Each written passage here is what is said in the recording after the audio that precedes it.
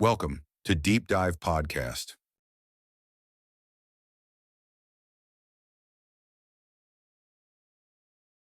We are here, Paul. We want to thank you so much.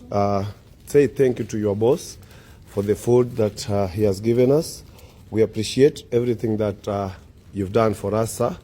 It is really important that the girls are now on their dinner with some bites, and they're so happy.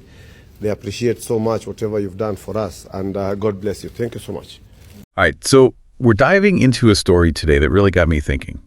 I mean, on one level, you have this amazing athletic achievement, the Kenyan women's amputee football team and their incredible run at the World Cup. But then you have this whole other side to the story, the journey back home and all the controversy that erupted. So let's unpack all of this together, the social media buzz, the conflicting reports, and really try to figure out what happened. Yeah, it's almost like a tale of two narratives. On one hand, you have this incredible display of talent and resilience at the World Cup. They placed fourth overall. And then on the other hand, you have these claims of them being stranded, needing help from ordinary people just to get basic necessities. It's jarring. It really is. Yeah. And to understand how we got here, let's backtrack a bit. The team was flying back from the World Cup in Colombia, right? They had this layover in Frankfurt, Germany planned. And that's when things went sideways. We started seeing these posts on social media stories from a Kenyan living in Berlin, a guy named Oscar. He said the team's coach actually reached out to him for help because they were stuck at the airport. No accommodations, no food, nothing. And what really struck me is that this wasn't just some random group of travelers. This was a team that had just battled their way to the quarterfinals. They beat Ukraine, and they almost made it to the finals. They only lost to Colombia by 1 goal.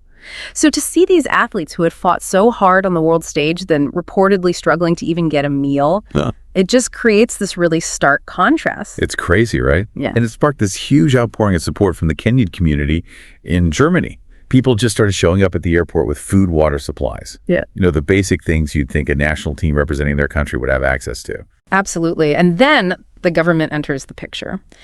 Kenya's Cabinet Secretary for Sports, Mr. Murkomen, he releases the statement denying the claims of abandonment, right?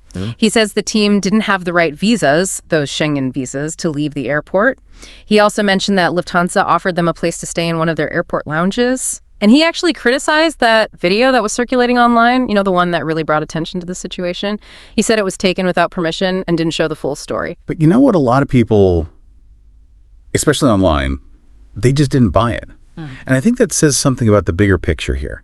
There's this underlying distrust of how the government handles these situations. It's like people are thinking, oh, here we go again. It's like a case of deja vu. And this wasn't an isolated incident. Remember the Malkia Strikers, the Kenyan women's volleyball team? A bus to ferry the national women's volleyball team from the Jomo Kenyatta International Airport on Tuesday night at JKIA from 10 p.m. to past midnight.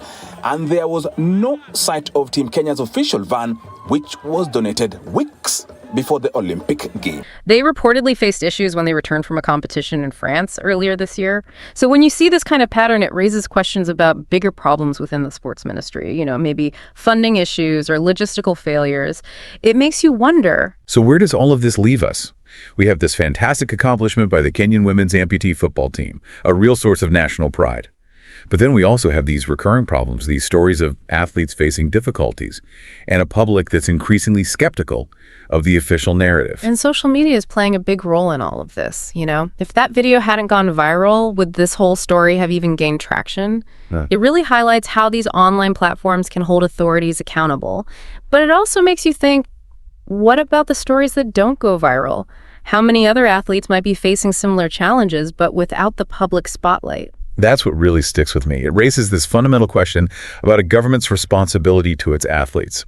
These are the people representing their country on the world stage. They deserve support not just during competitions, but before and after as well. The moments that don't always make the headlines. What are your thoughts on that? I think you've hit the nail on the head. It goes beyond just providing uniforms and booking flights. It's about ensuring their well-being, respecting their efforts, and making sure that representing your country is an honor and not a burden. Couldn't agree more. And this is something we all need to think about.